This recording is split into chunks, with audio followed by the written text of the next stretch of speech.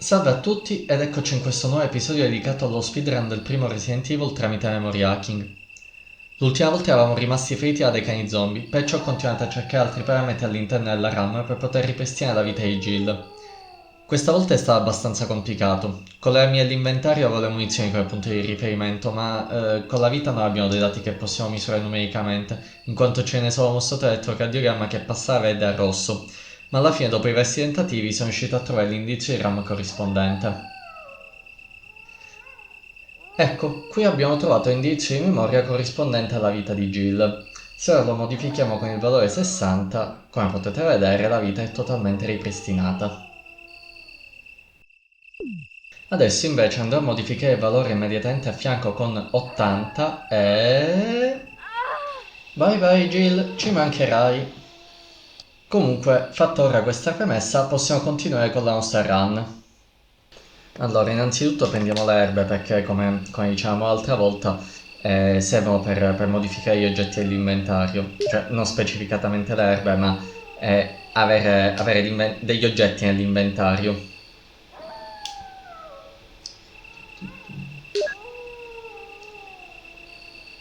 Non so voi, ma a me snervano i menu così lenti, in generale quando hanno questa lentezza. Sarà che ormai siamo abituati sempre a correre, correre, correre, ma eh, insomma, mi secca dover aspettare 10 secondi per ogni azione.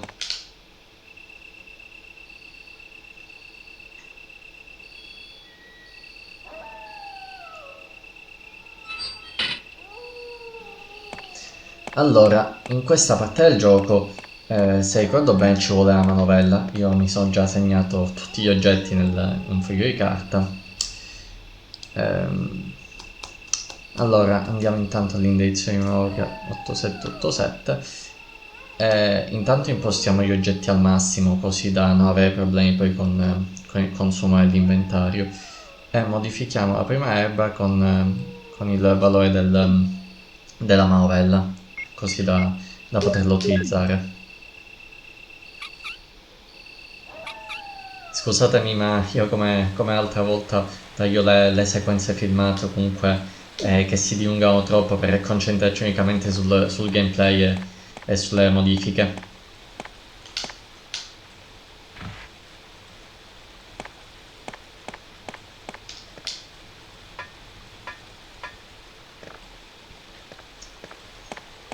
Ah! Via, bestiacce! Ah! Ok, ci siamo salvati.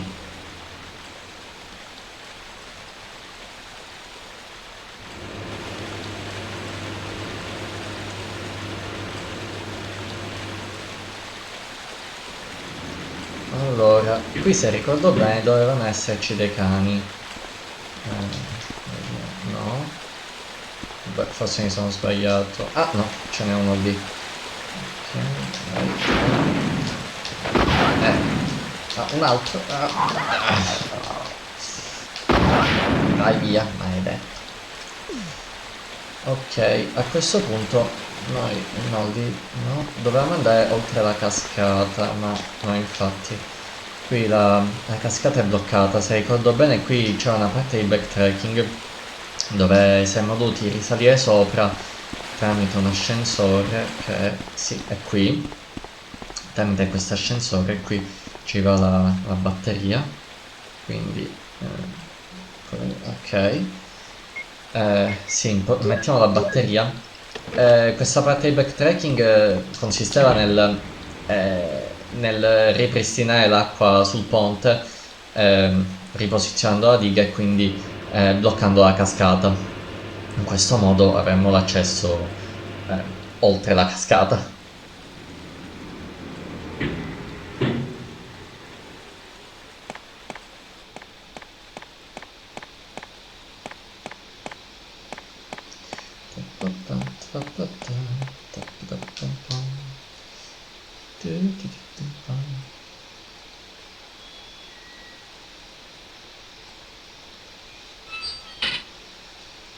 Allora, quindi qui ritorniamo alla posizione della manovella. Eh, Ok, apriamo il menu. Ecco.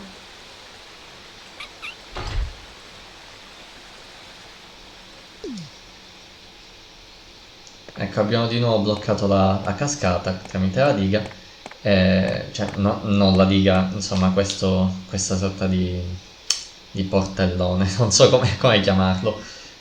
Comunque sia, avete capito, abbiamo bloccato la cascata e quindi possiamo tornare indietro tramite l'ascensore.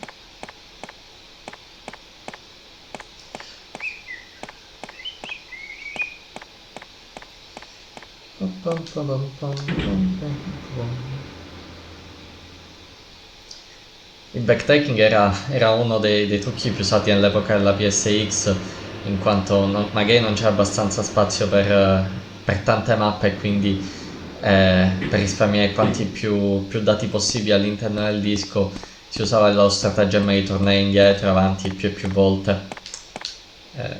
Qua più che altro è legato alla questione degli enigmi. Però per esempio in Metal Gear Solid tutta la sezione del vai a recuperare il fucile a cecchino indietro all'inizio del gioco, le 3 schede PAL, eccetera. Allora, io qui sinceramente non ricordo il percorso quale fosse, adesso vado un po' a memoria. Fino alla magione nel giardino me lo ricordo, ma qui è un labirinto e la memoria spero di beccare il percorso giusto.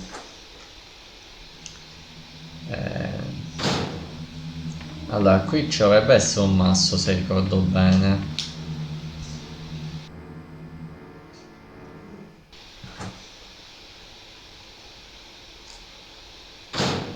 E così qua dovrebbe essere il masso. No. Is that Jill? Allora, a questo punto del gioco avevo già tagliato anche questa parte, perché solita sequenza, torniamo indietro, vediamo se ha qualche oggetto intanto. Vediamo, beh, solite descrizioni, sì, ok, vai avanti, vai avanti. Che cos'hai? Ah, no, solo un caricatore, va bene. Comunque abbiamo incontrato Enrico, il nostro compagno di squadra, ci ha detto che c'è un traditore nella squadra, ma va, insomma, non... no. Oh, la manovella. Questo ci ritira di metterla dopo direttamente in memoria, perché qui giochiamo anche in maniera regolare, non solo con i codici. Ah sì, insomma, ci ha detto che c'è un traditore nella squadra, è stato ammazzato da qualcuno, chissà chi, insomma, dopo... Ah! Ok, è morto. Vabbè sì, lo sappiamo tutti chi è il traditore, sappiamo chi l'ha ammazzato, non facciamo spoiler, ma insomma, è un poco come dire chi è l'assassino in Psycho, cioè, insomma, cose... Mannaggia, vabbè. Questi qua li odio, mi sembra si chiamassero Hunter, questi nostri qua, odiosissimi. Ma non quanto i cani più di tutti. Cioè, non odio i cani, capitemi, solito discorso dell'altra volta. Odio i cani zombie di questo gioco. Allora, qui siamo tornati all'inizio del sotterraneo, quindi... Allora, qui c'è la macchina a scrivere. Eureka! Allora, qui ci va la manovella, possiamo... e da qui possiamo proseguire. Allora, a questo punto avevo fatto un altro taglio con l'accetta, ma cioè, però non potete capire quanto... Cioè, se non avete giocato a questo gioco, ma se avete giocato sapete benissimo, ci aveva messo 30 secondi per girare quella manovella, un tempo mostruoso. Eccolo qui il masso, allora qui...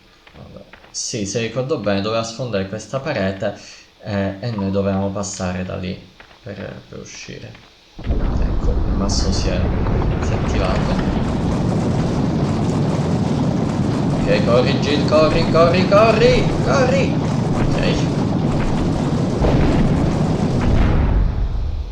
Stavamo per diventare un Jill sandwich. E infatti ecco, qui c'è la strada per proseguire. Ah! Bastardo. Allora, dietro questa porta, se ricordo bene, dovrebbe esserci il laboratorio. Allora...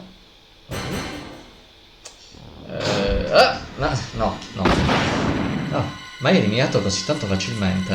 Oh, vi giuro che intanto vi giuro che non mi ricordavo affatto del ragno. E sono anni che non ci gioco. Allora, lì c'è un oggetto, vediamo che cos'è, forse importante. Il coltello da combattimento. Sì, coltello da combattimento. Allora, ma sapete, prima di proseguire fino al laboratorio, quasi quasi, insomma, abbiamo i codici per sbloccare tutte le armi, perché non usarle? Insomma, sapete la soddisfazione di dare fuoco a tutti questi ragnetti. Quindi adesso cerchiamo il lanciafiamme, che qui non me lo sono scritto il codice pensando di andare avanti eccolo. Adesso diamogli fuoco a queste maledette bestie. Altro che dargli fuoco, mi stanno... Oh, ecco. Bruciate le bestiacce maledette. Come al solito non me ne vogliono gli animalisti, però abbiamo i codici, usiamoli, no? Insomma, il divertimento delle mod sta appunto nel fare quello che non potremmo fare normalmente nel gioco. Anche perché se ricordo bene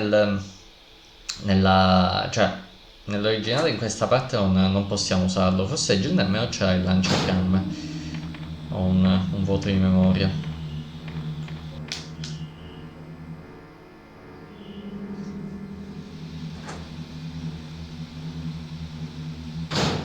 Ok, di qua forse... sì, sei di qua.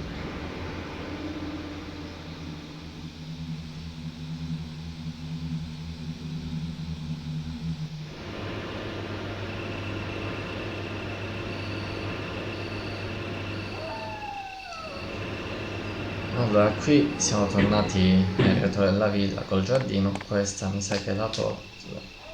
No, questa è bloccata. Allora, vediamo di qua. Ah già, qua dovrebbe essere un enigma legato alla fontana. Sì, infatti qui dobbiamo prendere l'emblema, quello del lupo. Ok. L'abbiamo posizionato. E qui dall'altro lato dovremmo mettere quello dell'aquila. Allora, quindi clicchiamo, sì. Ok, adesso dovrebbe aprirsi la fontana e mostrare una scala se ricordo bene. Vediamo. Sì. Apriti sesamo. Qui no. Oh, ma voglio entrare, cazzo. Ok.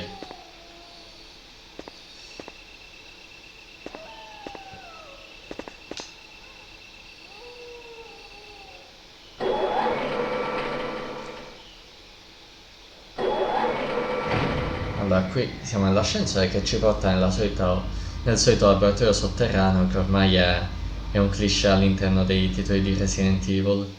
C'è sempre un laboratorio sotterraneo.